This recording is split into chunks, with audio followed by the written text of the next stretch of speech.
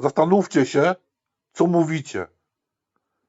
Niech sprawy grypcowania, sprawy więzienne, typowo rozkminiać więziennych, zostaną tam. Oczywiście możecie mówić o więzieniu. Opowiadajcie o więzieniach.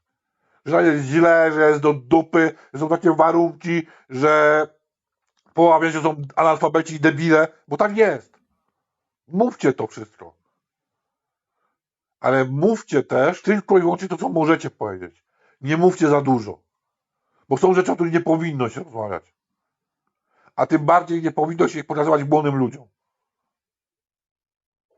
Zwłaszcza. Bo wiecie dobrze, że jeżeli wy o tym mówicie, to znaczy, że wam to imponuje. Jeżeli wam starym koniom to imponuje, to co dopiero powiedzieć młodym ludziom? To będzie dopiero... imponowało czy nie? Tak, dzieciarnie. No. Po prostu zastanówcie się nad tym, co mówicie, gdzie, komu. I tyle.